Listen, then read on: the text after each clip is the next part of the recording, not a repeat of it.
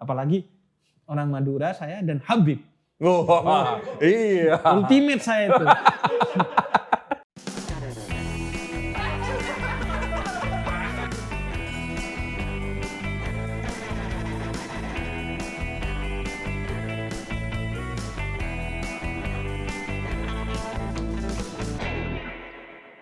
Halo teman-teman, ketemu lagi dengan saya Putu TA, Kepala Suku Mojo, dan saya serta tim podcast merasa mendapat berkah yang luar biasa karena kantor kami yang mungil ini didatangi oleh seorang influencer besar, seorang pendakwah yang punya engagement yang luar biasa, Habib Hussein Jafar.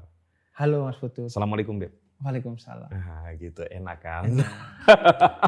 Saya itu kebetulan memang lagi influenza berat. 2 hari jadi influencer. Influenza yang encer. Dan saya tuh kadang dikasih note sama beberapa subscriber saya. Kenapa video saya itu gak pakai salam katanya. Oh nggak pakai ya? Enggak. Yang Jarang. Yang jeda menulis. Enggak rata-rata. Wah, kenapa? Yaitu karena saya sangat mengerti segmen saya dan saya sangat mendedikasikan ceramah saya untuk segmen tertentu. Karena itu nggak butuh salah. Iya, karena itu saya kemudian tidak melakukan hal-hal yang bisa menjadi semacam barrier antara saya dengan mereka. Iya. Termasuk salam, membaca ayat, membaca hadis. Dan bagi saya ya karakter YouTube saya begitu. Iya. Nah, untuk hal-hal yang detail dalil seperti itu, itulah salah satu yang membuat saya mau konten YouTube saya dijadikan buku dengan editing hampir 80%, karena di sana saya punya kesempatan untuk berdalil. Makanya soal musik halal misalnya pembelaan saya, itu di YouTube saya main POV aja, point of view, gak masuk akal kata saya. Iya. Tapi kalau di buku saya main dalil. Anda keluarkan dalil-dalil tentang kemungkinan halalnya musik. Iya, pendapat-pendapat para ulama yang menghalalkan musik. Sembari saya juga secara fair, ya memang ada banyak pendapat yang mengharamkan. Tapi ya sudahlah, itulah rahmatnya Islam. Yeah. Yang kata salah seorang khalifah, seandainya perbedaan pendapat di internal Islam itu tidak ada, maka yang repot umat. Betul. Untuk mencari dengan konteks saya yang seperti ini, hukum yang tepat untuk saya. Tentu dengan tidak untuk meremehkan hukum. Betul. Tapi kondisi saya berat seperti ini, maka saya butuh pendapat yang bisa meringankan saya dengan kondisi seperti ini. Nah, itu yang menyebabkan misalnya hukum bunga bank. Ada yang menghalalkan, ada yang mengharamkan dengan kategori riba. Itu bahkan di internal ulama-ulama Ashari, Al-Ashar, itu terjadi perbedaan soal itu. Dan akhirnya yang untung kan kita. Ya, jadi kita boleh memilih. Walaupun pilihannya bukan berdasarkan nafsu, tapi berdasarkan pertama kita mempelajari dalilnya, yang kedua disesuaikan dengan konteks kita. Tepatnya yang mana. Iya. Tapi sebetulnya soal musik halal haram itu yang menarik itu waktu saya SMP membaca tulisan M. Ainun Najib, Angguan Ritmis Sang Kiai itu. Iya. Aja ya. Saya baca. Iya, itu luar biasa beliau. Dan sebenarnya yang men-trigger saya tentang kehalalan musik itu Cak Nun. Saya sampai sekarang menganggap penulis dan pendakwah yang paling berpengaruh kepada tulisan dan dakwah saya adalah M. Ainun Najib. Saya membaca bisa jadi semua buku M. Ainun Najib. Saya mendengarkan bisa jadi semua lagunya M. Ainun Najib. Dan saya sudah mendengarkan lagunya M. Ainun Najib dari mungkin SD melalui tape kaset. Kado untuk Muhammad, ya? Iya. Juga saya di antara yang di awal saya baca surat buat Kanjeng Nabi. Salah Oh. satu isainya MH Ainun Najib yang mendapatkan penghargaan. Nah itu, dan dakwah saya itu sekitar 8 tahun yang lalu pernah bikin grup seperti MH Ainun Najib dengan Kiai Kanjengnya. Namanya Molong Syafaat. Grup musik? Iya. Molong itu bahasa Madura artinya memetik. Oke. Syafaat itu syafaat Nabi Syafaat. Muhammad. Itu awalnya saya ketemu sama teman-teman SMA saya. Pulang dari Jakarta, Bondowoso nih maksudnya. Bondowoso. Karena saya harus menemani orang tua saya selama kurang lebih 1 tahun. Dan karena kosong kegiatan di kampung, selain membaca, saya nongkrong. Nah ketemu mereka ini punya band, tapi ya la yamut wa la yahya, gak hidup tapi gak mati gitu. Nah akhirnya kata saya, mau nggak saya bikin ini genre yang saya jamin pasti ada segmennya. Nah itu kayak Kiai Kanjeng. Jadi 2 nomor, istilahnya Kiai Kanjeng tuh 2 nomor, ya. nyanyi, sholawat, kidung-kidung Jawa tentang kecintaan kepada Nabi. Kemudian 10 menit saya ngasih gagasan-gagasan keislaman. Nanti masuk lagi 1 nomor. Terus saja begitu. Dan itu 1 tahun. Dan sempat beberapa kali konser itu di kampung. Bahkan mendapat atensi dari TV daerah dan pemerintah setempat. Saya nggak dilanjutkan ya? Iya, saya nggak dilanjutkan. Padahal sebenarnya lagunya udah kebentuk. Waktu itu banyak mengaransemen lagu-lagunya Kiai Kanjeng. Sebenarnya mereka bisa tetap tuh berjalan seharusnya. Tapi vokalisnya bukan Anda? Ya itu kayaknya nggak perlu dijawab itu ya. Kenapa? Ya tidak mungkin saya dengan suara begini. Karena gini, ayah saya itu ada orang yang tidak pernah membaca Maulid Nabi di masjid pakai mic. Ya. Jadi kalau tradisi Habaib dan Nahdien itu kan Maulid itu bergiliran. Bergilir, betul. Nah ayah saya itu selalu melompati. Nyampe dia kasih ke sampingnya. Karena beliau sangat mengerti bahwa suaranya jelek. Dan Anda merasa suara Anda juga tidak begitu bagus? Jelek. Saya sudah perhalus. Nah itu, dan itu juga yang membuat yang men-trigger saya untuk mengatakan orang yang azan di masjid itu dia harus orang yang memiliki pita suara seperti Bilal, indah. Tapi kalau Cak Nun kan suaranya luar biasa. Nah, saya pernah subuh-subuh menyimak video Cak Nun yang sholawat tarhim ya. Sholawat tarhim. Namanya sholawat tarhim kan. Iya. Wah itu sampai saya mau menangis. Iya. Luar biasa. Salah satu yang khas juga dari Kiai Kanjeng itu selawat pembuka. Untuk pembukaan semua sunnya Kiai Kanjeng. Iya, tahu. Oke lah, berarti kita sama-sama penggemar Ma'iyah lah ya. Saya Ma'iyahan tuh udah belasan tahun. Oh iya, yang di Kenduri Cinta berarti? Dari masih di mana-mana, mau Copat, Padang Bulan. Enggak, ini nonton YouTube-nya atau datang langsung? Datang. Oh ya? Dari dulu saya datang. Oh. Makanya tentu ini tahadus bin nikmah ya, sebagai bentuk rasa syukur saya. Saya itu pernah di satu momen saya diundang Kiai Kanjeng untuk berbicara. Kalau boleh tahu waktu di mana? Bukan Kiai Kanjeng, Kenduri Cinta. Kenduri Cinta, berarti di Jakarta? Iya, mungkin sekitar di atas 5 tahun yang lalu pertama kali saya manggung. Itu ada 2 sesi, sesi pertama, sesi kedua. Saya di sesi pertama, itu banyak pembicara. Sesi kedua biasanya Mbah Nun. Iya. Nah, ketika saya bicara di akhir-akhir, Mbah Nun udah masuk. Sempat mendengarkan saya bicara, kemudian setelah Mbah Nun naik, Mbah Nun bilang, tetap di sini, nemenin saya Habib. Waduh. Sampai akhir dan Mbah Nun bilang, aku yo koyo delok awakku biyen, delok Habib iki. Jadi ya saya itu seperti melihat diriku saat itu, karena saking, bukan karena apa-apa, tapi karena saking saya taunya Cak Nun, sehingga saya bisa berbicara yang frekuensinya itu Ma'iyahan banget gitu.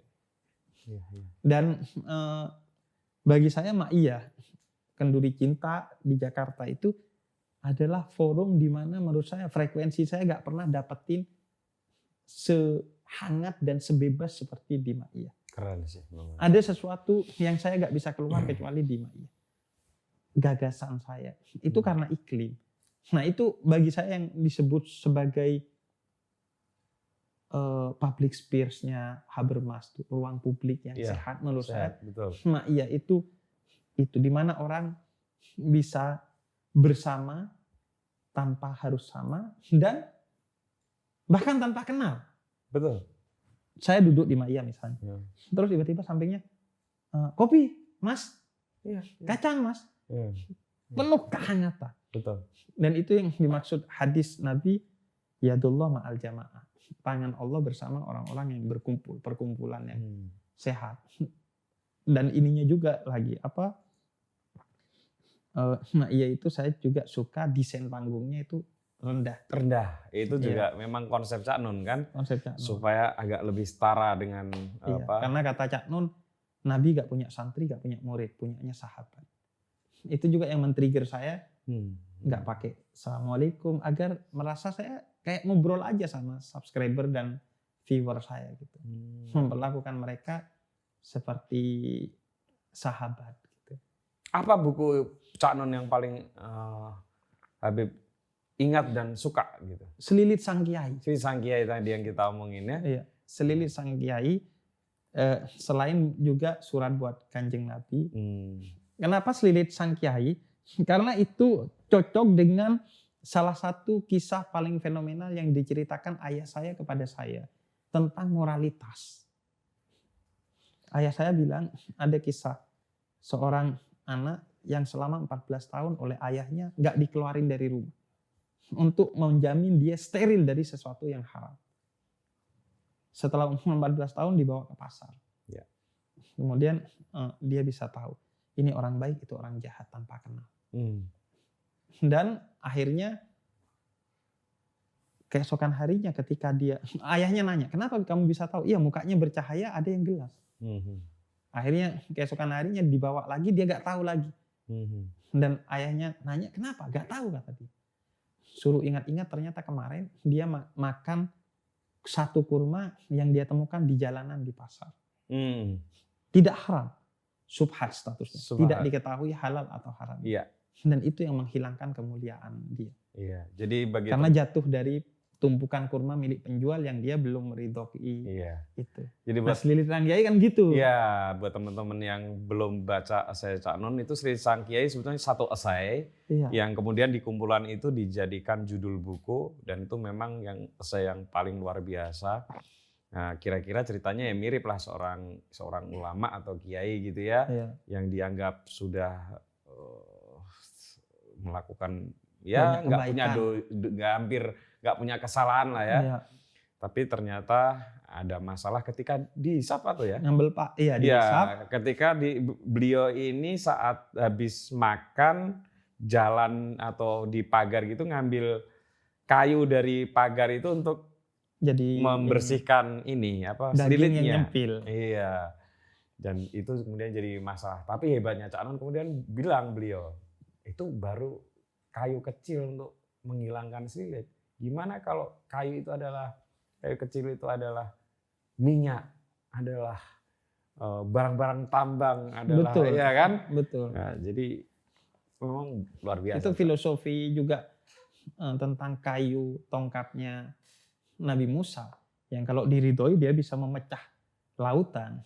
Tapi kalau enggak Allah ridhoi dia bisa memecah kebaikan kita gitu. Jadi tergantung kepada keridhaan Allah. Dan satu lagi soal Ma'iyah, Mas. Kalau di India itu ada satu penelitian antropologis yang ini diceritakan oleh sahabat saya di salah satu esainya, itu Ismail Fajri Alatas. Jadi Mazar itu pemakaman wali di India. Sorry, Ismail Fajri Alatas itu yang mengajar di Amerika itu ya? Iya, di Amerika, di New York. Di New York University. Nah, dia cerita tentang seorang antropolog meneliti di mazar gitu. Mazar itu pemakaman suci seorang wali. Muslim. Tapi penuh dengan peziarah bukan hanya Muslim, tapi Hindu juga. setelah dia 12 tahun meneliti di sana, setiap Kamis sore dia duduk, dia baru sadar bahwa orang-orang itu nggak ada yang saling kenal nama. Oke. Hanya kiri. Hmm. Jadi saya nggak kenal Mas Putu. Padahal ketemu terus selama Yeah. bertahun-tahun. Tapi Yeah. Osi gemuk, Uh, saya Osi Arab. uh, Dan itu adalah salah satu yang diperbolehkan oleh Imam Ghazali. uh. Menyebut orang dengan cirinya tapi Cirinya. tidak menyakiti. Tidak menyakiti. Dan dia setuju. Kenapa? Karena nama di India itu identitas sosial. Hmm. Jadi begitu tahu namanya, dia tahu, oh kelas sosialnya di bawah nih, berarti saya lebih tinggi dong. Makanya nama tidak disebutkan di sana. Oke. Untuk membangun kehangatan. Di Ma'iyah begitu. Kita nggak saling kenal nama orang mana, nggak saling kenal. Tapi kita langsung aja hangat Iya. di antara kita. Semoga sehat selalu lah Cak Nun ya. Iya, Karena betul. Saya Itu. kira beliau membangun sesuatu yang mungkin sulit untuk bukan ditandingi, tapi mengisi celah penting pendidikan masyarakat dan kesadaran masyarakat dengan cara yang sejuk ya. Kultural.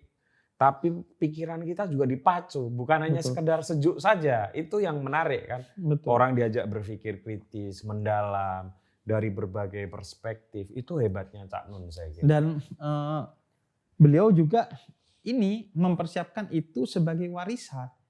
Buktinya di Kenduri Cinta itu haram hukumnya menanyakan Cak Nun datang apa enggak.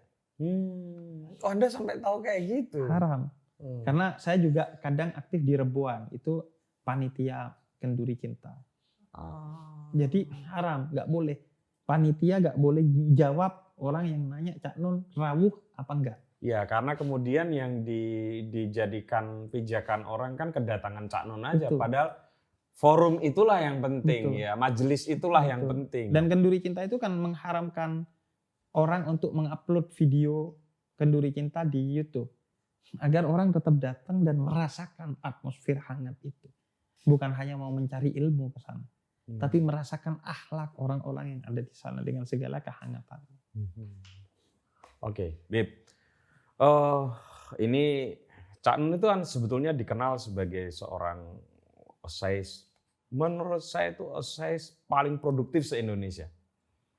Ya, menurut catatan salah satu tempat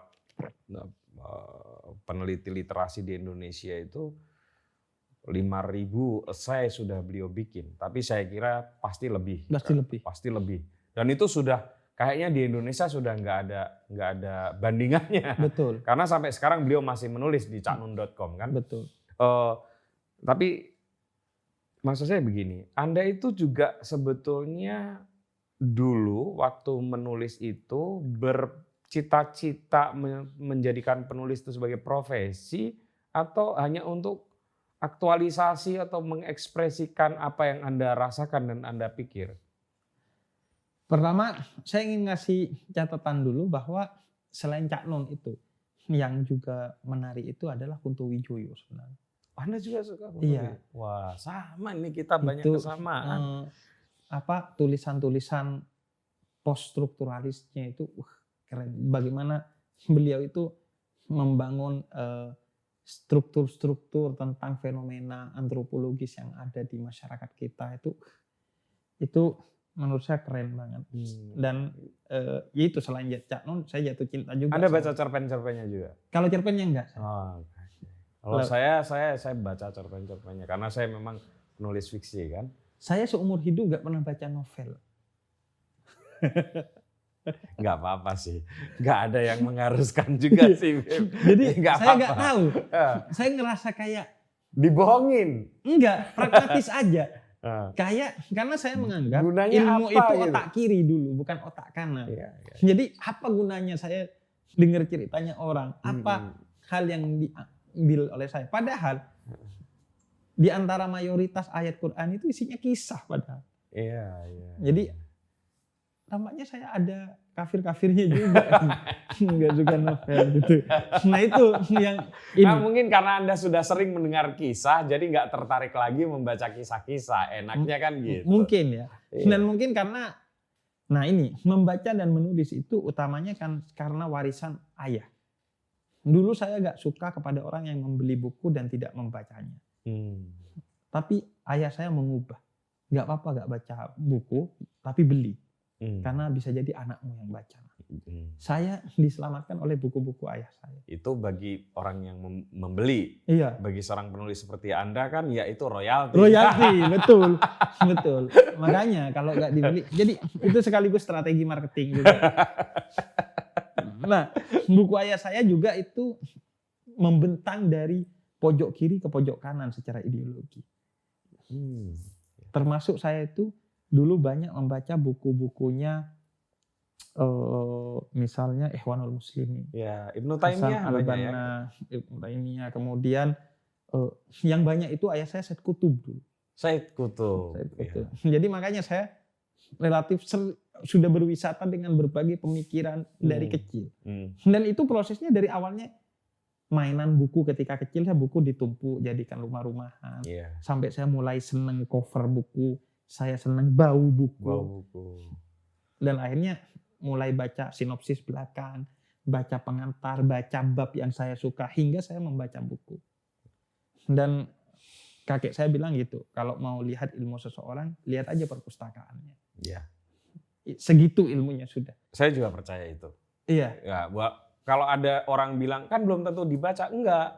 Kalau orang sudah punya perpustakaan gede, itu otomatis suka baca buku. Karena membeli buku itu investasi. Ya, dia juga buang duit. Ngapain? Dia pasti akan lebih memilih beli mainan yang lain. Betul. Dan walaupun nggak dibaca, pasti ada antusiasme, ada pengetahuan yang pengen dia kumpulkan. Dan saya nggak percaya nggak dibaca. Pasti pernah dibaca. Entah sedikit atau banyak. Entah sinopsis atau isi. Nah, orang tua tuh men-trigger. Karena orang tua juga penulis. Nah, itu yang men-trigger. Awalnya ya karena triggeran orang tua. Kemudian yang kedua ideologi orang tua juga. Harus membaca, harus menulis. Sebagai aktualisasi diri. Dan juga sebagai sistematisasi pikiran. Setuju sekali. Saya kira belum ada medium kreatif manusia yang bisa mensistematiskan cara berpikir kita selain menulis. Betul. Saya semua konten YouTube saya dan ceramah saya pasti saya tulis Mas Utut. Ini catatan saya yang belum saya bukukan atau belum saya YouTube-kan. Dan ini setiap hari nambah. Kalau dulu malah lebih random. Kadang saya pakai suara. Jadi menulis itu bagi saya adalah hidup saya. Sehingga saya bersetia kepada menulis. Kalau komputer zaman dulu lebih enak saya mengumpamakan. Mendefrag. Oh iya. Menulis itu mendefrag. Kalau sekarang kan udah canggih-canggih, nggak perlu didefrag ya. Betul. Di restart aja udah kelar tuh. Gitu. Kalau komputer zaman dulu kan perlu didefrag gitu ya. Betul. Nah itu. Nah tapi belakangan pragmatis. Pragmatis itu yang saya ingat. Saya mulai bukan pragmatis, mulai menganggap saya bisa nih hidup dari menulis. Ketika saya pertama kali menulis itu di majalah Islam di daerah Jawa Timur. Menulis tentang salah satu kisah sahabat Nabi. Dan itu dapat honor 100.000. Gede banget. Gede. Karena uang saku saya di pesantren 75.000 sebulan. Jadi begitu saya dapat 100.000 plus 75.000, saya jadi crazy rich santri hari itu. Beb, boleh ngerokok ya? Monggo. Nah, kemudian kelas 3 SMA, tulisan pertama saya terbit di koran Suara Karya. Korannya Golkar. Langganannya Bapak tuh, karena Bapak saya guru. Oh iya, terbit di Suara Karya. Saya ingat pasti tentang bencana. Saya bilang bahwa agar bencana itu tidak disebabkan oleh kita, maka relasi kita kepada alam itu harus subjek-subjek, bukan subjek-objek. Tidak melihat alam sebagai objek, tapi sebagai subjek yang boleh kita ambil, tapi perlakukan sebagaimana kita memperlakukan diri kita sendiri. Nah itu. Dan saya mengkritik mereka yang mengaitkan bencana dengan azab. Karena masalahnya ekologis, solusinya bukan teologis. Wah, ini mulai di bibir jurang ini. Enggak. Oke, jelaskan Beb. Iya. Karena ini kebetulan hari-hari ini ketika video ini diambil ada beberapa bencana, salah Iya, satunya betul. adalah di Cianjur Cianjur. yang menelan cukup banyak korban dan sekarang kurang lebih ada 60.000 pengungsi. Setahu saya ya, saya Iya. nggak tahu kalau bertambah. Dan kebetulan ada isu soal kembali kalau ada bencana selalu dikaitkan dengan azab. Iya. Iya, gimana? Azab itu kan urusan kita sendiri-sendiri di level subjektif untuk introspeksi. Janganlah itu menjadi urusan tuduh-menuduh. Sebentar, sebelum di ini Beb ya, apakah itu ada dalilnya di dalam Al-Quran soal azab dan perilaku manusia? Ada di dalam Al-Quran. Itu di surat As-Sajdah ayat ke-21. Itu mungkin azab. Tapi di ujung ayat itu dikatakan agar mereka kembali kepada Allah. Tapi kalau itu diglorifikasi kan justru itu membuat orang justru trauma. Simpelnya gini, jangan bicara tentang Tuhan kepada orang yang sedang lapar. Oke. Jangan bicara yang aneh-aneh kepada orang yang sedang kena azab. Apa gak malu orang kena azab tiba-tiba saya syukur cuma gempa di sana itu tsunami. Iya. Janganlah Oke. menasehati di suasana yang seperti itu. Nasihat terbaik adalah membantu atau diam di suasana seperti itu. Jangan sok jadi hero lah. Toh azab itu bisa jadi juga menimpa kita. Dalam artian sebenarnya kita yang sedang dicek solidaritasnya nih. Karena kata Nabi azab itu juga berupa terpecahnya kita dengan kata-kata yang saling menyakiti satu sama lain. Oke, Beb, kalau bencana tidak menjadi bagian dari azab, lalu bagaimana sikap kita menghadapi bencana sebagai seorang Muslim? Maksud saya gini, monggo kita punya perspektif itu azab, tapi pertama hati-hati dan jangan ketika tragedi itu masih terjadi atau masih terasa berat di korbannya. Mohon maaf Beb, maksud saya gini ya, kalau kemudian bencana itu identik dengan azab, seolah-olah orang yang kena bencana itu memang sedang diazab oleh Allah. Enggak, saya enggak bilang identik. Enggak. Bisa jadi. Orang yang menganggap itu azab kan? Kalau iya. Itu kan mengerikan sebetulnya. Iya. Artinya orang yang misalnya meninggal karena tsunami, meninggal karena gempa bumi, seolah-olah itu kena azab dari Allah. Padahal bisa jadi itu jalan syahid. Nah itu dia. Maksudnya saya bisa jadi azab, tapi bisa jadi justru itu gift dari Tuhan untuk ngangkat derajat kita pada level yang lebih tinggi. Itu yang disebut ujian. Kita kan sama-sama mengagumi pikiran Cak Nun ya. Cak Nun itu pernah di dalam salah satu sesinya ketika ada pesawat jatuh, ya, saya lupa ya kejadian itu yang di Jogja atau di mana. Cak Nun tuh bilang, ini kalau pesawat jatuh, siapa sebetulnya yang sedang disayang oleh Allah? Apakah orang yang meninggal karena pesawatnya jatuh sehingga syahid atau diselesaikan amalnya dengan husnul khotimah gitu ya? Atau orang yang merasa nggak ikut, padahal yang nggak ikut pesawat itu bisa jadi akan menambah dosa atau apa gitu kan? Betul. Itu kan menarik apa ya? Betul. Perspektif beliau ini. Betul. Dan itu terjadi di zaman Nabi, di mana sahabat itu merindukan kematian di peperangan sebagai jalan syahid. Sehingga ya ketika syahid ya alhamdulillah justru. Oke. Nah, ketika dapat pangkat innalillah. Ya. Itu kan pembelajaran dari para sahabat Nabi dan khalifah-khalifah muslimin. Nanti saya akan tanya itu, menjadi seorang selebritas seperti Anda ini sebenarnya kutukan atau berkah. Tapi itu nanti ya.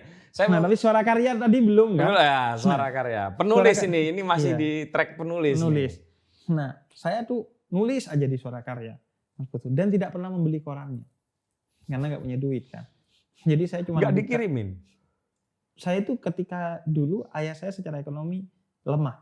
Bahkan ada momen di semester 3 atau 4 saya itu minta beasiswa karena miskin kepada Robito Alawiyah, perkumpulan habaib. Dan 1 tahun. Ini saya serius, Bib. Ada habaib yang nggak punya uang. Wah, ya itu. Brandnya seolah-olah Habib itu semua kaya. Loh, paling tidak yang saya kenal, seorang habaib itu disayang oleh banyak orang sehingga ya sering, mohon maaf Iya, ya, dapat orang tuh bantuan. bangga untuk memberi habaib gitu Betul. ya. Nah, ayah saya salah satu pesannya ketika kamu jadi pendakwah, kalau bisa ngasih amplop kepada yang undang, seminimal-minimalnya jangan nerima amplop dari yang undang. Jadi ayah saya sangat ketat soal itu. Jadi ya terlatih-tatih lah secara ekonomi. Karena beliau kan fokus membangun lembaga pendidikan sosial dan dakwah di kampung selama 30 tahun lebih tanpa digaji. Nah itu yang tertatih-tatih, dan walaupun tetap bekerja sarang walet, tapi tidak sama sekali mengganggu fokus beliau. Nah itu dapat beasiswa. Nah setelah saya menulis banyak tuh, kemudian saya baru tahu ternyata ada honornya. Otomatis saya serahkanlah nomor rekening saya. Bikin ATM dulu, serahkan nomor rekening. Hingga satu titik, dulu itu di kosan saya tuh ada kotak, Mas Putut. Kotak di mana semua uang saku ditaruh di sana. Ini waktu di pesantren atau udah Enggak, di di UIN? UIN. Ya. Jadi di kosan saya tuh di Semanggi 2. Jadi ada kotak, isinya 7 orang. Kalau dapat kiriman, cabut, taruh di kotak itu, makan bersama. Tapi itu bukan dari satu daerah? Enggak, dari berbagai daerah. Oh, itu kesepakatan di dalam kontrakan Iya, itu lah. kontrakan itu. Jadi, nah, menarik itu. Tiba-tiba itu kosong. Kosong, dan gimana ya akhirnya? Kata saya, yuk coba kita cek ATM saya. Jalan kaki kurang lebih 2 km. Yeah. Dari UIN ke Pasar Ciputat. Karena ATM BCA di Pasar Ciputat. Karena kalau naik angkot bayar lagi. 7 orang berangkat. Capek-capek semua berangkat. Kemudian masukin ATM, tek, ada duit. Dan banyak? 2.500.000 seingat saya. Di saat itu. Dan ya? itu tanpa waladolin dan Allahu Akbar semua sujud di ATM. Karena honor di Suara Karya zaman itu 150.000. Tahun 2006 lah. Iya. 150.000 per tulisan. Nah itu mulai saya menganggap, oh nulis ini bisa jadi duit. Dan sampai detik ini saya masih menganggap duit terberkah saya adalah dari nulis. Oh sama ini. Iya. Makanya duit royalti buku itu biasanya saya kasih ke istri sebagai asumsi bahwa itu akan jadi makanan yang masuk ke tubuh saya, dan saya selalu menganggap paling halal capaian saya sekarang itu diantaranya karena makan duit-duit begitu. Beb, pernah nggak mengalami, saya jujur aja baru tahu latar belakang ekonomi keluarga Anda. Artinya ya berarti mirip-mirip lah kita, walaupun mungkin Anda seorang habaib gitu ya. Tapi kira-kira gini, ada nggak satu fase di hidup Anda yang merasa bahwa bisa nggak sih saya meneruskan hidup ini hanya dengan menulis gitu? Ada perasaan insecure kalau bahasa anak sekarang. Saya sih nggak pernah kayaknya. Anda itu ya, tingkat keimanan Anda pada iya kan, saya orang Madura. Tuhan ini luar biasa. Anda ini habaib atau orang Madura?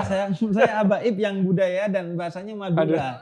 Jadi saya itu adalah orang dari suku yang berani jual bensin eceran di pintu keluar pom bensin. Ini kebetulan duanya keturunan Madura. Nah tuh, orang Madura itu mereka diantaranya ya, misalnya berani pokoknya jual sesuatu yang remeh-temeh di tengah pasar yang dikuasai oleh konglomerasi.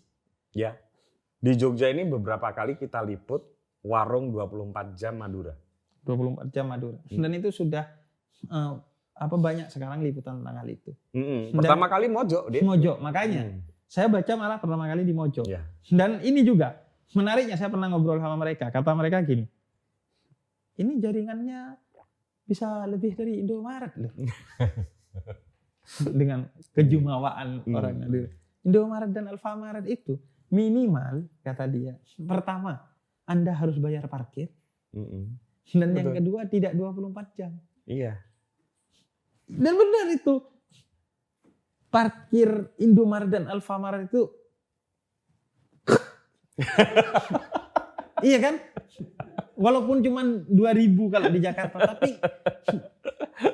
entah kenapa saya itu sulit ikhlas bayar parkir di Indomaret dan Alfamaret itu. Enggak tahu ya. Karena Anda merasa kayak itu bukan soal duitnya, karena merasa apa sih fungsinya gitu kan.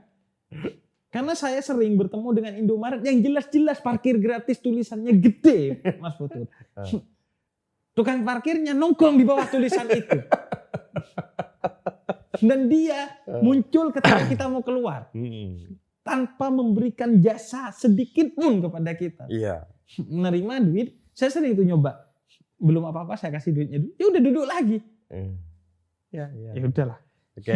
Itu Tapi orang Madura. luar biasanya yang 24 jam itu tawakalnya ya. Percaya betul ada rezeki orang beli rokok atau beli Indomie Nah itu. di jam 2 malam. Dan kata dia bilang ke saya, rezekinya gajah dan semut gak kira ketukar. Ya bener. Ini ya, gajah gak kira makan rezekinya semut. Karena Allah telah bikin gajah sedemikian besar sehingga tidak tertarik kepada rezekinya semut. Dan semut tidak tertarik dengan rezekinya gajah karena takut diinjek sama gajahnya. Udah. Karena semut hanya menang kepada gajah di sweet doang. Jadi tenang. Sama. Dan kalau Mas Putut perhatikan, nggak tahu di sini ya, di Jakarta warung kelontong Madura 24 jam. Setiap kita beli pasti sedang teleponan penjaganya. Kalau yang perempuan dimasukin ke hijabnya gitu. Saya enggak. Itu menarik ditulis tuh dan diamati. Masalahnya katanya lagi teleponan dengan siapa tuh? Nah, katanya dengan keluarganya karena dia 24 jam di sana kan untuk healingnya dia itu teleponan sama keluarga terus. Dan kalau yang cowok kebanyakan nggak pakai baju atasnya. Iya, kalau itu ya di sini juga. Iya. Jadi, dan ketika isu kelitih apa itu mereka nggak ada tuh perasaan takut atau ada apa. pedagang bebek. Dulu saya kan jualan kebab, Mas. Betul. Pernah saya 1 tahun jualan kebab. Ini bener nih. Benar gerobak. Ya, nggak mungkin beliau Holland kebab namanya. Di pertigaan Jambul di Jakarta Timur. Jual kebab. Itu di sampingnya orang Madura jual bebek. Dan ada preman kuat di sana. Iya. Nah, preman ini di awal-awal minta ke Madura. Terus kata orang Madura, dia pasti nih, semua penjual Madura kemungkinan ya punya celurit di bawah. Celurit, ya. Terus dia lempar. Tore mau kaca. Ya. Itu khas orang Madura. Ayo kalau mau berkaca. Maksudnya kalau mau saya celurit kamu macam-macam. Saya cuma cari makan, jangan diganggu gitu kan. Iya, daripada nyari rezeki Allah. Sama-sama cari rezekinya Allah. Sudahlah. Rezeki sudah ada diatur, jangan saling mengganggu. Dan dia biasanya solid sesama orang Madura. Kebab saya yang jagain dia. Apalagi orang Madura saya dan Habib. Iya. Ultimate saya itu. Ya. Ini cerita biasanya saya bawakan untuk menjelaskan rangkuman dari bukunya Ben Anderson yang judulnya Imagine Communities. Bahwa imajinasi bahwa orang itu saudara kita itu akan membuat kita empati. Makanya di Indonesia itu secara kearifan lokal pasti punya istilah persaudaraan. Tretan kalau di Madura. Jawa dulur. Palembang wong kito. Wong kito galuh. Padang atau Minang urang awak. Punya. Nah, saya tretan itu artinya saudara. Saudara. Tretan tibi, saudara sendiri. Ngerti kan? Tibi. Tahu. Tretan tibi. Nah, di Monas saya dulu pernah ke Monas bawa motor. Ada Starbucks keliling. Itu orang Madura biasanya. Kebanyakan orang Madura ya? Kebanyakan. Oh itu omsetnya gede banget. Gede itu. Dan itu bergerombol Walaupun mereka. pakainya sepeda ondel, Iya. tapi Dan itu ada kesepakatan harus 1 kilo jaraknya gitu-gitu. Bahkan dulu katanya warung kelontong itu harus 1 kilo jaraknya. Tapi sekarang sudah buyar itu. Saya cari tempat repot sekarang. Nah itu dia jual air juga kan. Air mineral gitu. Dan biasanya dia bilang jual aqua. ya. Karena tidak ada selain aqua di Madura. Iya. Semua aqua. Walaupun Ades adalah aqua di Madura. Iya. Kalau itu ya. Iya. Apa le minerali? Gak ada le minerali. Aqua. Makanya. Nah itu dia nawarin aqua. Dia gak tahu kalau saya Habib kan. Dan kalau saya orang Madura. Aqua. Oh enggak. Oh iya ya. Terus dia pergi, dia bilang ke temannya. Ini tentu karena orang Madura ini memang oknum lah ya. Dia bilang, "Tina deki kempes seban." Biar aja nanti kempesin aja banyak. Karena nggak beli dia kesel. Masih bocah lah. Kemudian saya balik tuh. Mak tak kira kempes nah Kak. Kok sampai mau dikempesin Kak? Kak itu panggilan seseorang Madura. Madura. Jadi bukan Cak ya, kalau Madura Bukan. sering orang keliru tuh. Kak. Kak kalau orang Madura itu. Teretan tibi dia. Saudara sendiri. Engki. Engge. Iya katanya. Habib. Saya dikasih aqua gratis. Jadi yang awalnya mau ngempesin, setelah dia tahu bahwa saya adalah saudara dia, saya dikasih aqua gratis. Itulah kuatnya imajinasi tentang persaudaraan. Oke, balik lagi ke tadi karir menulis. Jadi nggak ada ya perasaan insecure, saya bisa hidup nggak dari menulis? Enggak, karena gini. Karena semangat Madura ini ya. Semangat Madura dan juga saya dulu ada momen beberapa bulan atau mungkin sampai tahun itu sehari nulis tidak kurang dari 7 isai. Oh, kalau itu memang ya. Dikirim ke semua media. Itu hanya bisa disaingi oleh Cak Nun itu. Saya dulu tuh modal laptop yang dikasih oleh kakak saya tebel berat. Seneng sampai saya itu ada momen kirim semua media. Semua media saya kirim. Sampai media yang aneh-aneh. Saya ke Gramedia cari tuh media-media. Kalau di terbit itu di sini ya. Harian terbit itu di Jogja. Bukan nih. Kalau yang Jogja saya Kedaulatan Rakyat tuh. Iya, KR. Nggak pernah dimuat tuh. Tapi saya kirim terus. Makanya. Kedaulatan Rakyat. Anda nyesel kan? Nyesel kan? Nggak mau saya kan? Waduh. Mojok Anda nyesel juga dulu gak muat saya. Loh, kok bisa nyesel? Saya pernah loh kirim ke Mojok gak dimuat. Dulu. Masa? Serius pertama. Waduh, ini berat. Di awal-awal Mojok. Siapa ini kok berani-beraninya pemretnya ini? Iya. Aduh. Anda tersesat. Sekarang Makanya. minta tulisan nggak pernah dikasih. Makanya saya gak kasih sekarang. Apa Mojok ini? Saya balas dendam. Oh baru tahu loh Beb saya. Bener tuh. Nah, enggak itu keren deman saya Mas. Mungkin itu kelewat aja.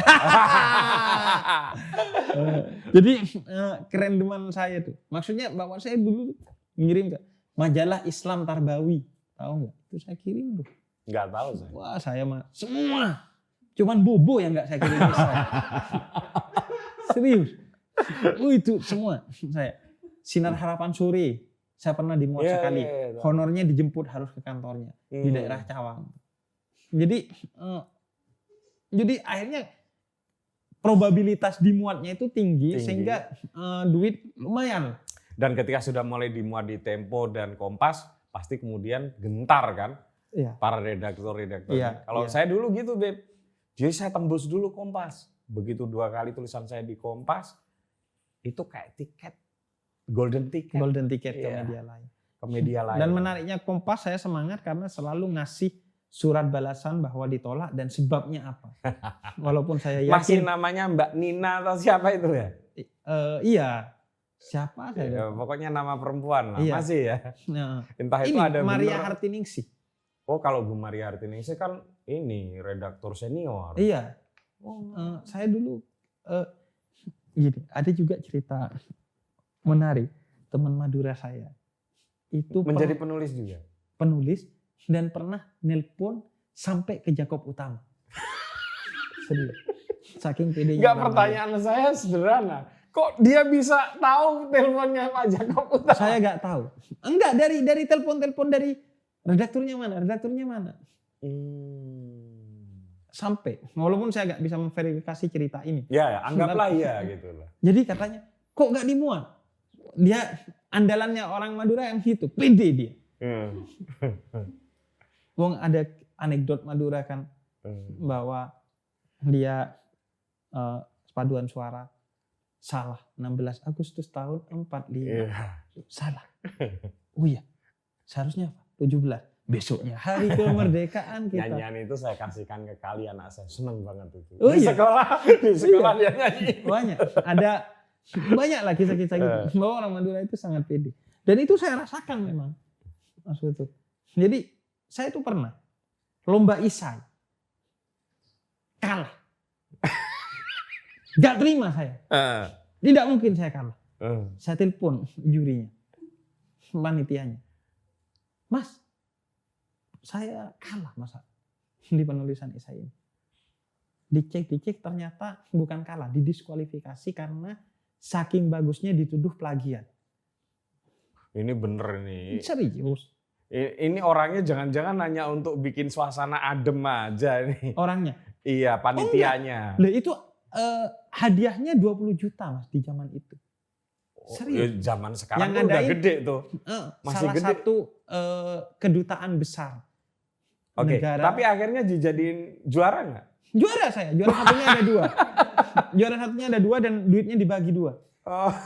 Oh, gara-gara berani protes ya? Iya, saya terlalu gambling lah untuk berbohong ini. Iya. Nggak mungkin, dan nggak mungkin saya bisa bikin sedetail itu. Setidaknya panitianya itu nggak mempersiapkan diri berani ditelepon oleh Kalau saya peserta. nggak nelpon, berarti kan saya menganggap diri saya kalah dan isai saya jelek. Ya bisa saja kalah kan? Dulu gitu.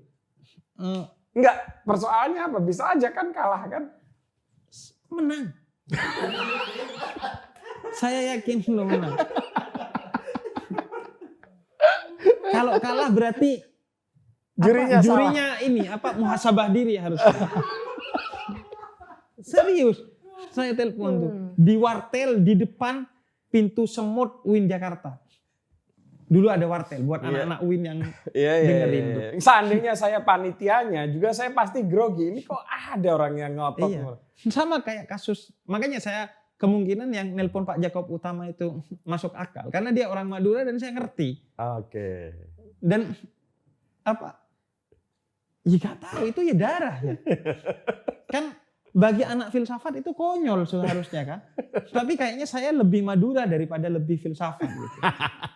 Jadi atau itu jangan-jangan filsafat orang Madura. Iya, way of life. Way of life-nya. Jadi udah tuh saya telepon dan akhirnya menang. Juara satunya ada 2. Saya ingat salah satunya cewek. Oke. Dan bahkan juara 1 dulu gak dikasih juara harapan. Iya. Isai. Nah, terus dari menulis kemudian menjadi seorang YouTuber atau apa? Medsos influencer dulu? Enggak, YouTube langsung. YouTube. Anda kok kepikiran bikin YouTube waktu itu? Kepikiran YouTube karena saya penonton YouTube dan mulai menemukan beberapa influencer atau YouTuber itu menyampaikan gagasannya melalui YouTube dan ada penontonnya. Di antaranya adalah Gita Savitri. Saya nggak tahu. Itu YouTuber. Itu YouTuber. Kemudian Raditya Dika tuh. Saya nonton dia bikin film serius di YouTube namanya Malam Minggu Miko. Nah akhirnya ya udah saya jadi pede karena kan saya menulis untuk dakwah. Iya. Saya menulis untuk dakwah. Jadi YouTube pun walaupun dimuat dapat duit, tapi kalau efek dakwahnya kecil, saya merasa bukan itu tujuan menulis saya. Nah karena media banyak yang gulung tikar, media online pun gak banyak pembacanya waktu itu, karena bahkan media-media besar harus mencantumkan membaca esai ini hanya membutuhkan waktu 3 menit untuk men-trigger orang membaca tuh. Iya. Tapi tetap akhirnya saya bikin jeda nulis. Iya. Artinya jeda di tengah-tengah nulis menyampaikan apa yang saya tulis. Iya. Dulu konsisten. Yang saya tulis kirim ke media, versi videonya saya Oke. sampaikan. Oh, awalnya di gitu. Iya. Dan itu sampai sekarang masih terjaga. Esai terakhir saya di Mojok tuh, itu juga saya bikinkan versi videonya. Hanya akhir-akhir ini video YouTube-nya udah mulai jarang diisi ya. Iya. Iya, karena kesibukan jadi tamu di mana-mana. Iya, karena pertama saya ngerasa kalau ngobrol tuh lebih tereksplorasi. Iya. Terus yang orang juga merasa begitu. Terus yang kedua, kalau ngobrol dengan orang lain, saya jadi gak perfeksionis. Kalau di YouTube sendiri agak perfeksionis. Jadi mikir, kurang kayaknya. Gitu-gitu. Oke. Beb, Anda seorang influencer besar. Ya, akun YouTube-nya aja 1 juta. Akun Twitter dan IG-nya udah ratusan ribu ya. Buku banyak. Nama besar. Anda pernah memperkirakan akan sampai di titik ini? Enggak. Tapi saya merasa ini cita-cita dan doa dari orang tua saya. Dulu ketika kecil, orang tua saya itu nonton TV. Saya ingat betul dia bilang, artis-artis ini orang baik. Cuma mereka gak mendapatkan ilmu agama yang relate dengan mereka. Delivery-nya, cara penyampaiannya. Tapi saya yakin mereka orang baik, kata ayah saya. Kenapa? Karena ayah saya 30 tahun ngurusin anak sekolah. Jadi bisa tahu, oh ini orang baik dari attitude-nya, dari wajahnya, dari mimiknya, dan lain sebagainya. Terus kata ayah saya, suatu hari kamu dakwai dia. Itu betul-betul itu. Dan saya gak pernah menduga bahwa saya akan begitu. Tapi ya akhirnya sampai karena saya meyakini 1000% keberkahan orang tua saya, guru-guru saya, dan orang-orang yang mencintai dan mendoakan saya gitu.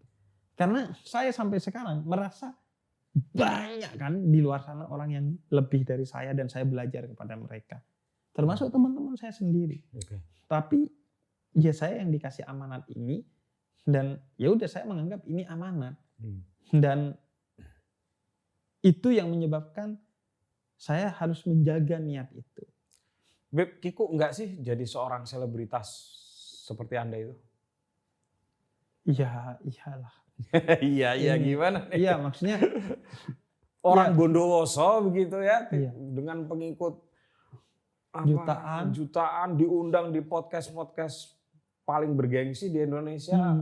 Sebut siapapun kayaknya podcast besar nggak, YouTube nggak ada yang nggak pernah mengundang Anda dengan berbagai niat tentu saja ya. Iya. Udah. Iya kan? Sekarang ya saya ngerasa udah capaiannya udah di badan dan mental Anda itu siap untuk menerima beban seperti itu. Kalau badan saya ngerasa dulu nggak siap. Karena saya tipikal orang yang mudah sakit. Sebenarnya. Tapi alhamdulillah justru kekhawatiran itu nggak terjadi.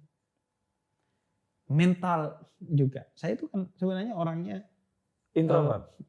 Introvert, agak introvert. Terus kalau overthinking juga. Anda overthinking. Overthinking. Tapi alhamdulillah dididik oleh YouTube tidak overthinking, tidak introvert. Saya sebenarnya kalau penulis tuh sering sih memang wataknya begitu ya. Satu agak introvert, dua overthinking. Karena yang terlalu liar pikirannya kan. Makanya saya orang yang tidak pernah mendengarkan kembali video saya. Karena takut overthinking dan perfeksion. Saya gak pernah dengerin omongan saya sendiri. Tapi kalau buku setelah diedit dibaca lagi? Gak pernah saya baca. Sama, saya juga gak pernah. Saya gak pernah baca. Iya. Saya itu gak pernah baca buku saya sendiri. Gak pernah baca tulisan saya sendiri. nggak pernah nonton video saya sendiri. Kecuali ada kasus-kasus tertentu. Nah, masalahnya adalah dengan posisi Anda sekarang ini, tentu banyak yang suka dan mendukung Anda dan merasa terwakili ada sosok seperti Anda. Sebagaimana tadi kita akan ngomongin Cak Nun. Cak Nun itu saya kira salah satu juga yang hebat adalah beliau itu seolah-olah banyak orang terwakili dengan pemikiran beliau, cuman nggak bisa mengartikulasikannya kan. Ya, dan khususnya akar rumput. Betul. Menemani. Tapi ada juga yang pasti kontra dan kejam. Iya. Anda, Sebagaimana juga Cak Nun. Iya, sebagaimana. Bagaimana Anda menanggapi hal-hal seperti itu? Kebencian, bahkan mungkin fitnah ya. Kan kejam juga, Bet, fitnah-fitnahnya itu. Saya sih mengambil pelajaran yang diberikan Allah kepada Sayyidah Maryam untuk berpuasa aja. Karena bagi saya pecinta gak butuh klarifikasi, pembenci tidak akan mendengar klarifikasi. Jadi ya sudah, saya lebih baik fokus kepada karya, dan kalaupun ada hal-hal yang perlu saya klarifikasi, saya bentuk dalam bentuk karya, bukan klarifikasi. Sama kayak saya kadang ngomongin orang, ngomongin peristiwa, ngomongin diri saya sendiri tentang tuduhan orang, tapi dalam bentuk karya, Mas Putut. Iya. Bukan dalam bentuk ngomongin orang atau peristiwa. Saya lebih kayak, ya udah apa nih yang bisa kita ambil dari semua ini. Oke, saya agak lebih dalam lagi, Bib, karena ini menurut saya agak penting ya. Nah, Bib, kan seperti yang kita tahu nih, Beb ya. Ya Anda dituduh lah soal aliran tertentu di dalam Islam gitu. Nah itu gimana tuh, Beb? Seperti yang saya sampaikan ke guru saya, Habib Jindan bin Novel bin Salim bin Jindan. Wah itu luar biasa itu, Habib. Kita dakwah untuk Allah atau untuk manusia. Kalau niatnya untuk manusia, omongan manusia akan mempengaruhimu. Tapi kalau niatnya untuk Allah, omongan manusia tidak akan mempengaruhimu. Udah. Ayah saya juga begitu bilang. Jangan merasa berurusan dengan manusia. Kita tidak punya urusan dengan manusia. Pujian, caciannya manusia bukan urusan kita. Urusan kita hanya dengan Allah. Pujiannya orang tidak berpengaruh, caciannya tidak berpengaruh. Berpengaruh bagi saya tentu manusiawi berpengaruh. Tapi saya berusaha untuk tidak membuat diri saya terpengaruh oleh semua itu. Oke. Itu butuh usaha keras nggak, Beb, untuk punya sikap seperti itu? Sikap mental seperti itu? Iya, perlu. Disadari ataupun tidak disadari ya, Mas Putut. Apalagi kalau serangannya itu kejam. Iya. Masif, walaupun mungkin hanya dilakukan beberapa orang, tapi masif gitu. Iya. Tapi kan kita sangat percaya bahwa ya kalau kita berbuat baik akan kembali kepada kita kebaikan. Ya udah. Karena ini era yang susah kita untuk mengendalikan opini masyarakat. Sehingga kalau apa yang mau dikendalikan? Stoikisme kan sebagai salah satu filsafat yang pernah saya pelajari, ngajari buat nggak bisa dikendalikan itu. Sesuatu yang di luar kontrol di luar kita. Ya udah, kendalikan kita aja. Nah itu makanya ya tinggal kita bagaimana membuat infrastruktur untuk memitigasi itu. Pertama dengan punya guru yang selalu kita bersandar kepada dia. Sehingga kalau kita salah, tidak sampai ke publik karena guru kita sudah membenarkannya, mengkritiknya, bahkan memarahinya. Kalau benar, nggak jadi sombong di publik karena guru kita sudah menasehati agar tetap rendah hati. Yang kedua, punya keluarga, orang tua, istri, saudara yang kita beri waktu kepada dia dan kita yakin bahwa mereka ada terdepan untuk kita dan sayang kepada kita. Dan yang ketiga ya orang-orang yang mencintai kita yakin mereka mendoakan kita dengan segala kecintaannya. Jadi bagi saya prinsipnya so must be go on. terus jalan untuk lebih baik, jangan hiraukan itu. Jadi kalau di filsafat teleologis tuh Iya, punya alur titik tujuan. untuk Iya. dituju. Nah, Beb, tapi mungkin beberapa orang atau banyak orang berpikir, Anda ini kadang-kadang memang terlalu liar, mohon maaf ya. Dialog dengan non-muslim. Apa pentingnya gitu loh seorang habaib ngomongin kayak gitu. Dialog dengan penyembah iblis Iya, gitu ya. Pernah saya. Apa pentingnya gitu loh. Mbok ngomong yang lain gitu loh, yang lebih berguna buat muslim gitu loh. Iya. Iya. Kan ada ya kritikan-kritikan yang kayak gitu. Betul. Ya. Itu gimana tuh? Ini sebenarnya kalau di Islam itu kan ada yang namanya fardu kifayah. Yang kalau ada orang yang menjalankannya, yang lain gugur kewajibannya. Nah, ini filosofinya adalah banyak masalah di luar sana. Jadi sedangkan banyak orang hanya berfokus kepada menyelesaikan sebagian kecil masalah. Seolah-olah masalahnya orang itu cuman antara syukur dan sabar aja. Sehingga ceramah-ceramah intinya itu. Seolah-olah masalah orang hanya di masjid. Sehingga ceramah hanya di sana. Di kafe enggak. Isu insecure bukan masalah. Isu mental bukan masalah. Nah itu, saya merasa ada orang yang punya masalah tapi dia gak ke masjid. Entah karena merasa gak pantas, merasa gak pede dan lain sebagainya. Dia di kafe. Mari kita bikin delivery dakwah. Ya itu saya setuju. 14045. Tapi pakai huruf Arab tuh 14045.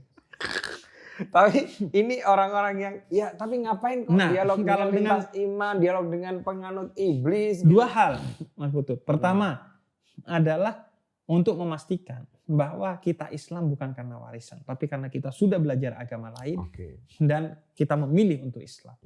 Jangan khawatir kata Suratul Maidah ayat 105. Kalau kamu kokoh dengan iman dan Islammu, maka orang lain tidak akan bisa menggoyangmu. Yang kedua, biar kita kenal mereka agar kita sayang mereka. Karena ada fase dalam hidup saya kaget kalau ada orang Kristen baik.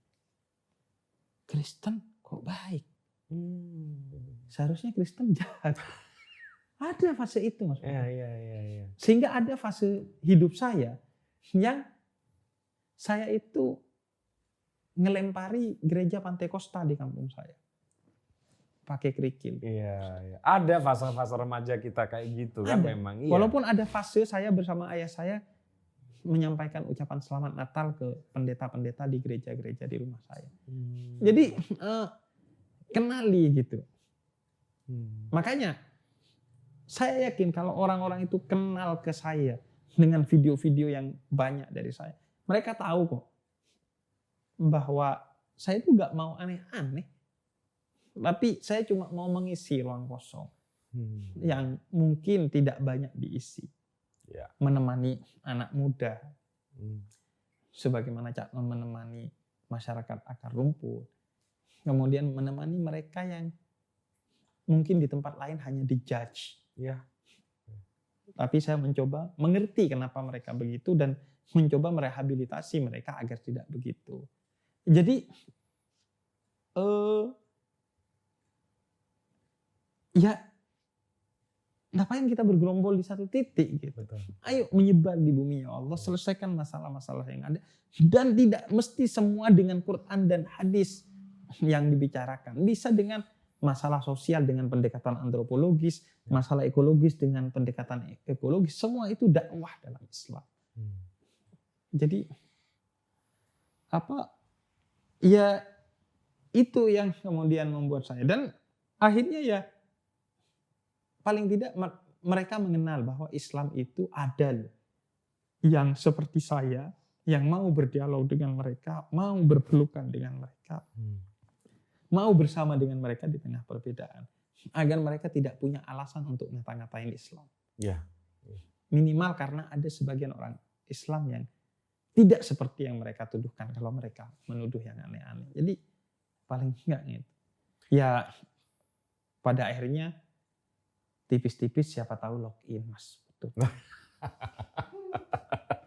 Enggak, itu bercanda, saya enggak ada urusan dengan begituan. Iya, tapi kan memang di Islam juga diajarkan supaya tidak boleh menghina Tuhan orang lain, agama orang, karena mereka juga punya potensi untuk menghina Tuhan kita kan. Bahkan bahasanya sesembahan orang lain. Iya. Jadi walaupun misalnya ya suatu saat ada orang nyembah Le Minerali misalnya, Anda jangan apa Le Minerali. Jadi karena itu akan membuat dia mengutuk Tuhan kita dan akhirnya agama menjadi sumber saling kutuk. Bukan saling damai. Oke, Beb, terakhir Beb. Ini karena Anda capek tadi habis ceramah. Ini staminanya luar biasa nih Habib Hussein ini. Kalau ke depan nih Beb, Anda ditanya dakwah yang paling powerful itu ke depan itu tetap lewat tulisan atau tetap lewat YouTube atau apa gitu? Saya rasa kalau platformnya pasti akan seiring zaman. Misalnya dulu YouTube ya. Sekarang mulai juga podcast. Dalam pengertian yang sebenarnya ya, podcast yang suara aja. Audio. Kemudian sekarang TikTok. Oh iya, Anda TikTokers ya. TikTok. Kemudian ruangnya juga gitu. Saya pernah dakwah di pantai, bukan cuma di kafe. Di gunung pernah. Di gunung. Terus di rumah sakit. Saya pernah diundang di rumah sakit. Serius di rumah sakit Jakarta tuh. Di pantai pernah, di gunung pernah, di rumah sakit, di kafe. Di kafe. Yang belum di kebun binatang. Di kebun binatang. Jadi kalau ada panitia yang mau ini ya, coba deh ini ada satu hal yang belum didatangin oleh Habib Hussein. Tapi kan kalau merujuk kepada Quran kadang ada orang yang dia secara biologis manusia, tapi kesesatannya seperti binatang atau bahkan lebih. Ya kebun binatangnya itu venue aja, Beb.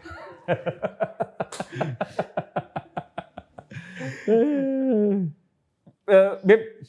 Nah itu, tapi saya percaya bahwa dasarnya tetap harus tulisan, Mas Putut. Iya. Outputnya di platform mana terserah, tapi semua itu harus ditulis. Kalau nggak ditulis ambiar. Kata Prof. Quraish Shihab, kalau nggak ditulis atau nggak dipersiapkan dulu, kemungkinannya adalah kamu akan ngomong secara tidak sistematis atau kamu akan ngomong dengan penuh nafsu hingga tapal batas kamu tidak punya pengetahuan tentang hal itu, tapi kamu ngomong tentang hal itu. Ya. Atau ada tuh ulama yang besar yang bilang ikatlah akalmu dengan tulisan. Iya. Imam Syafi'i atau siapa? Imam Syafi'i. Ya. Terus pepatah Arab juga bilang undur makutibakar wa makhufidafar. Apa yang diingat bisa lupa, apa yang ditulis akan abadi. Iya. Gini Beb, Anda kan pernah saya dengar di mana ya, di salah satu podcast mungkin, salah satu cita-cita Anda itu pengen pentas tunggal. Stand up. Religi. Itu stand up religi. Ya. Pengen. Sebelum ke sana, Anda ini kok sampai ngurusin stand up?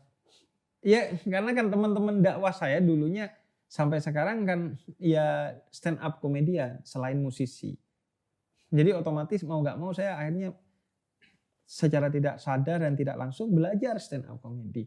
Dan kemarin saya diminta untuk jadi opening stand up komedi salah satu teman.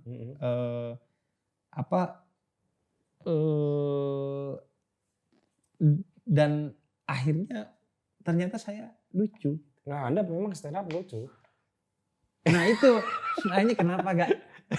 Anda ceramah aja, tadi saya ikut orang ketawa ngakak walaupun kondisi mentalnya sudah agak kurang terganggu, agak kurang inilah ya. Ya ada sedikit inilah tadi. Okay. Tapi ya memang begitu, karena saya percaya komedi itu adalah bahasa yang paling populer. Dan saya percaya bahwa tawa itu adalah ekspresi yang tulus dan energi yang besar bagi saya. Tapi itu serius ya, mau stand up religi? Mau. Jadiin deh. Serius. Saya openernya deh. Dan lagi ngumpulin premis, Wih. setup, punchline gitu-gitu. Lagi ngumpulin. Jadi Anda belajar betul ya stand up Bukan ini. cuma belajar, saya punya grup WhatsApp isinya saya dengan satu stand up komedian. Dan Untuk dan Anda briefing. memang dianggap keluarga, dianggap memang komika juga kan? Iya, Iya kan? komika menganggap saya adalah keluarga mereka, walaupun saya tidak menganggap mereka Habib juga ya. Kan kalau saya keluarga dalam kemanusiaan, bukan dalam nasab. Bukan Nggak dalam bisa. nasab. Nah itu kadang Mas Putut, gini-gininya yang kadang orang tuh kalau nggak ngerti saya bingung. Saya itu jokes-jokes saya itu kadang kan gimana ya, tentang antar umat beragama, tentang Habib gitu. Iya. Kadang orang kalau nggak kenal itu kok gini ya. Makanya insya Allah judul stand up religi saya adalah Habib kok gini. Keren tuh. Memang Bisa dipesan di mana? Waduh, saya nggak berani Mas itu. Tapi kecuali ini akan tayang setahun lagi saya bisa dipesan di mana. Oke, terakhir banget ini sekarang. Ini sedang Piala Dunia dan sedang hangat-hangatnya karena menuju fase 16 besar. Sebelum ke Piala Dunia, apakah karena bergaul dengan para komika Anda kemudian menyukai Juventus?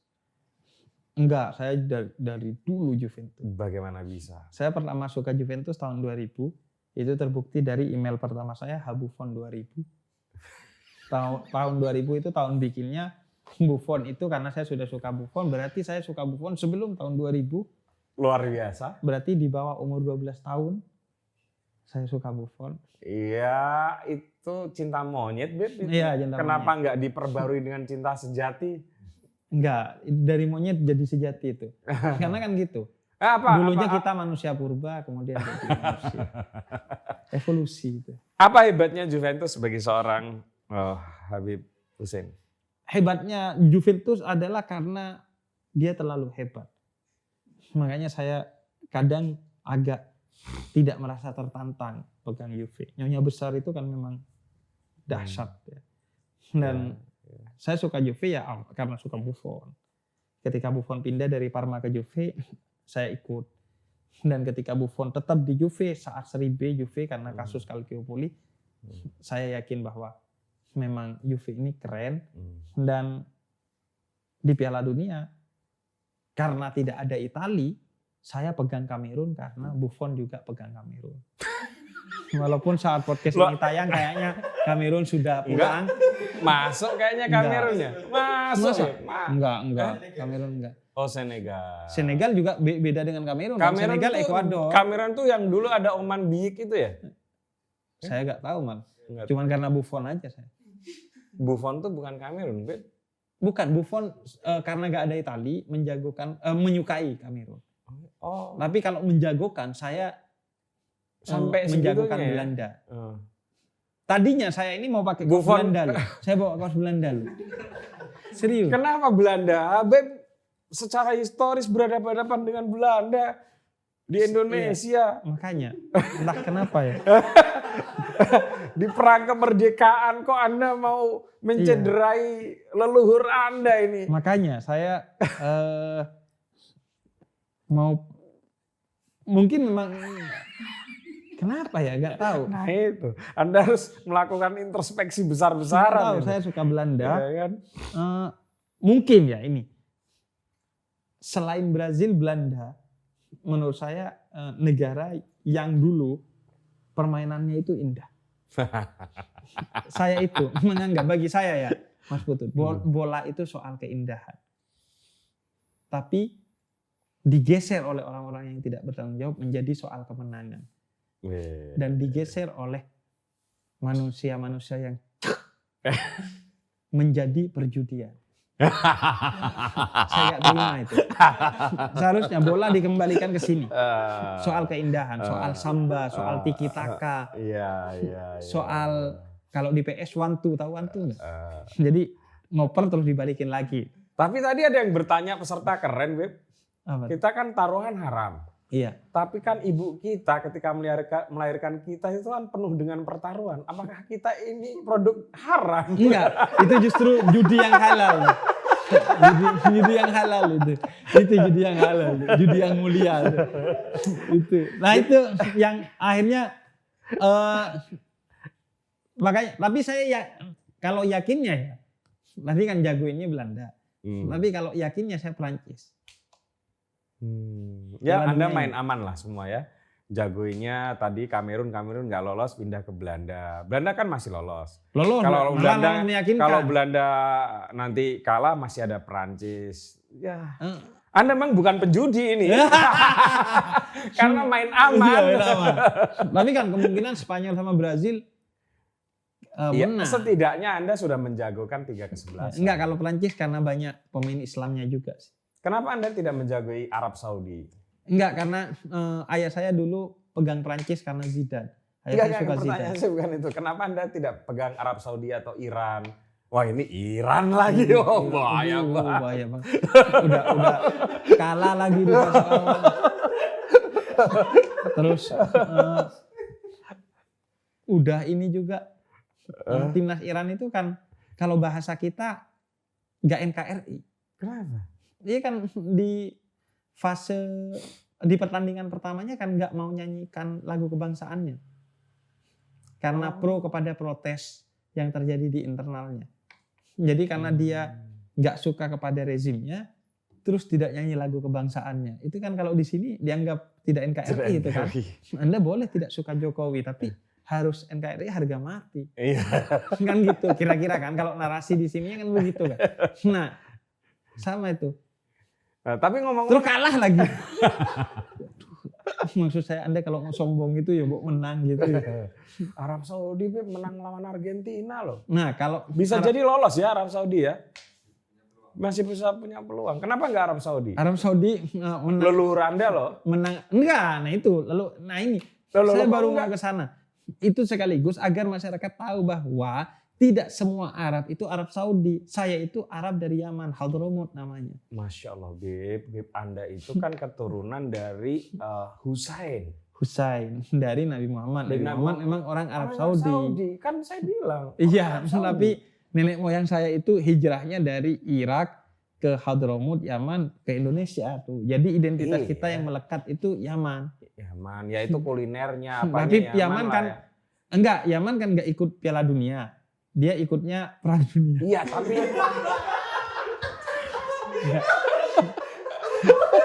kan lagi perang sama Saudi dia. Nah makanya saya nggak pegang Saudi.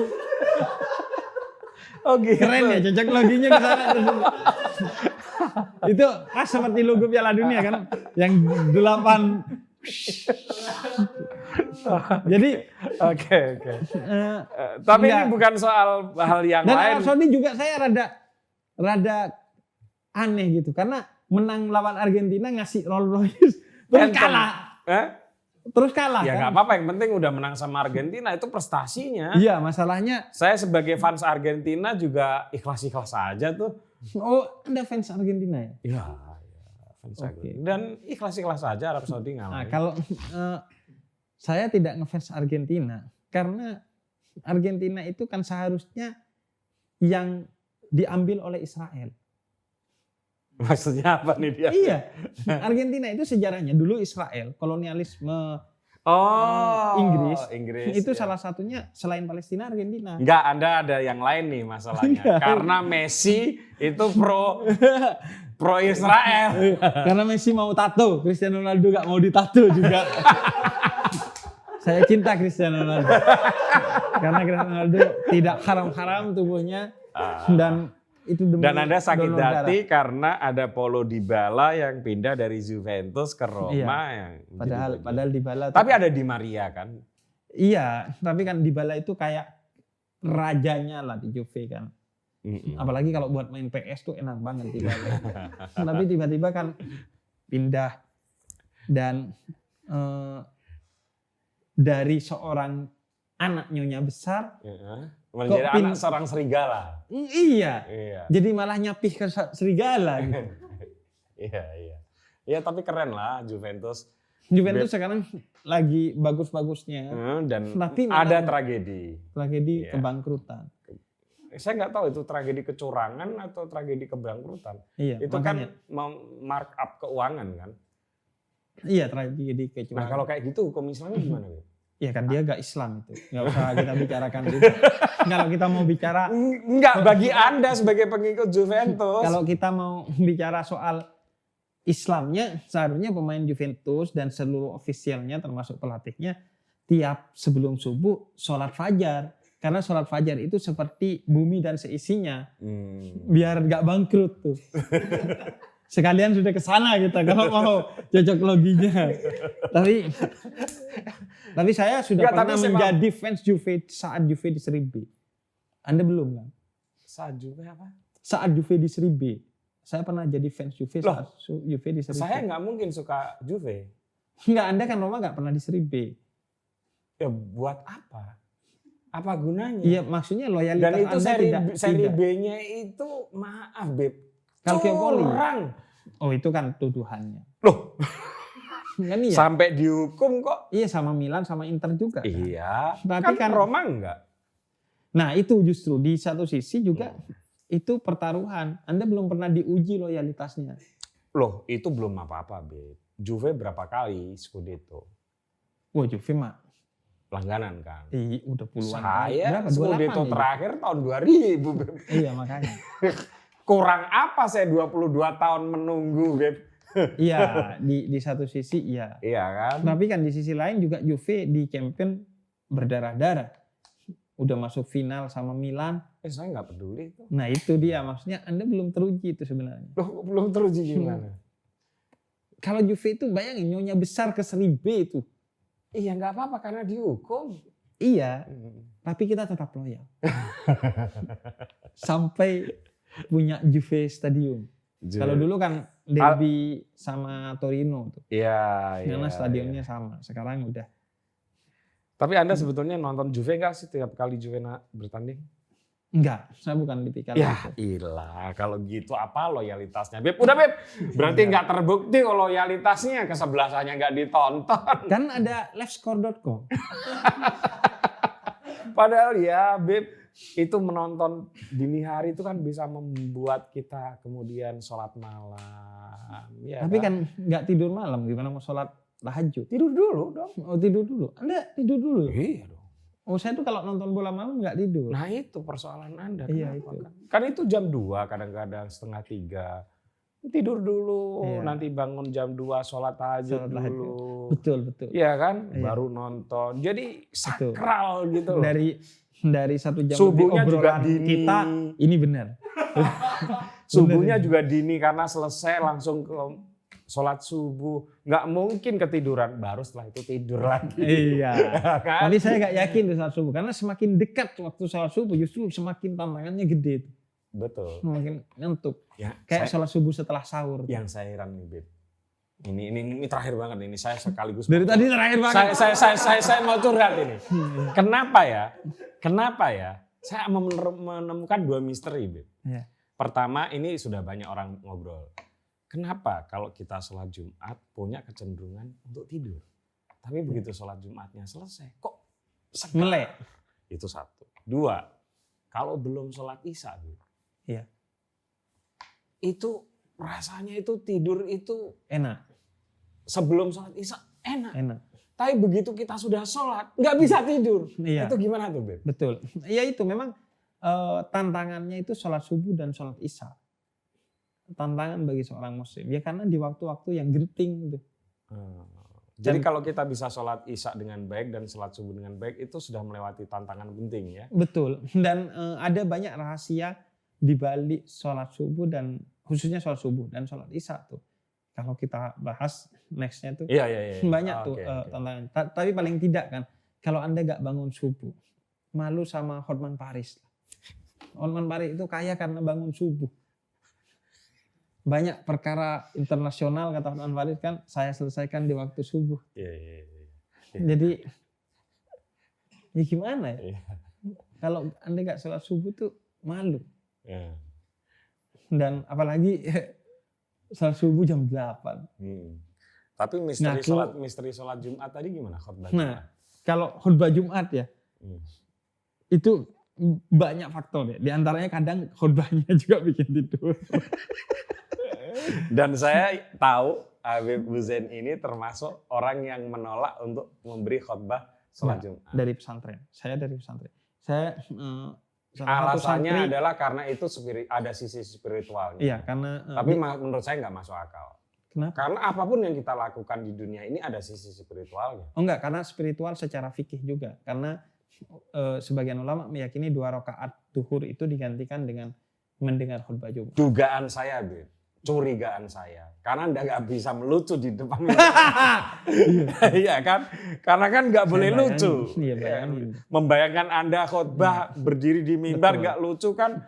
Betul. Dan saya nggak sampai hati menyebut sidang Jumat yang berbahagia. Karena belum tentu bahagia. Karena belum tentu bahagia. Kata calon bagian diasmu. Iya, bagian. Kayaknya utang. Iya, pinjol belum dibayar. Dan saya kayaknya kurang ikhlas untuk mengatakan sidang Jumat yang dirahmati Allah. Kenapa? Ya orang-orang ini kayak masuk pantas dirahmati Allah. Loh, rahmat Allah kan luas. Iya, rahmat. Ya cuma kan makanya daripada saya dosa gitu, mending. Tapi saya cukup memegang itu dari pesantren dulu, karena di pesantren itu wajib khutbah Jumat. Dan Anda selalu nggak mau? Saya nggak mau. Nggak mau saya. Nah, rebel juga ya Anda ya? Di pesantren.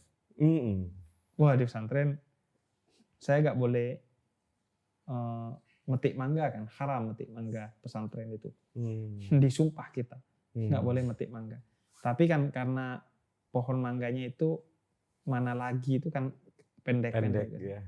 Jadi dan mana lagi Bondowoso, situ Bondo itu kan manis semua. Manis kan. Bahkan agak mentahnya aja setengah matangnya. Wah, manis. itu paling enak-enaknya. Biasanya yang manis di ujung bawahnya. Iya. Nah, itu akhirnya saya makan di pohon. Karena nggak boleh metik. Karena aturannya nggak metik. Iya. Itu banyak lah candaan-candaan orang pesantren. Misalnya sumpahnya itu wallah. Karena kalau wallah itu kalau wawuhnya waw kosam itu harus majrur wallahi. Jadi kalau wallah belum kosam, belum sumpah. Jadi kita belum wallah sumpah. Enggak kok, bukan sumpah. Itu inilah apa jokes pesantren. Sampai sekarang nggak mau khutbah sholat Jumat ya? Insya Allah sampai kapanpun lah insya Allah. Kecuali secara spiritual diizinkan oleh guru saya atau ya kalau merasa sih repot ya, saya kayaknya memang merasa spiritual baik-baik saja. Enggak. Sebenarnya ya mungkin saya nggak mau menggaransi apa-apa, tapi paling tidak saya menjadikan itu sebagai tarekat kerendahan hati. Oh, aduh. Itu aja sih. Iya. Makanya sama kayak Gus Ba juga nggak pernah mau kan? Nggak pernah mau ngimam, nggak pernah mau imam juga saya berusaha untuk tidak ngimami. Walaupun agak sulit ya sekarang. Tadi di UII kan Pak Dekan gitu. Masa Habib makmumnya katanya. Agak susah sekarang. Dan saya agak enteng kalau suruh jadi imam di bandara. Enggak, di bandara. Oh, jamak soalnya. Bukan. Karena saya punya pengalaman ketinggalan pesawat, nyaris ketinggalan pesawat karena imamnya lama. Oke. Jadi saya biar saya handle sendiri cepat aja. Gitu ya. Iya.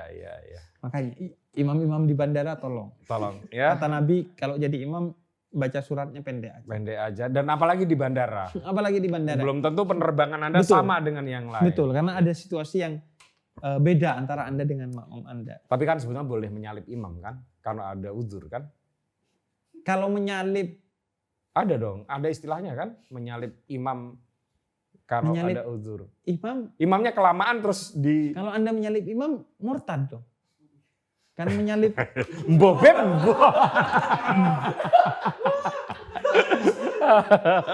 Berarti orang Yahudi Anda berarti menyalip. Aduh, berat. Oke, udah. Saya mau ada acara makan malam sama Habib Husein Djafar. Terima kasih, sampai ketemu lagi dengan tamu-tamu selanjutnya. Makasih, Bib. Assalamualaikum, Bib. Waalaikumsalam.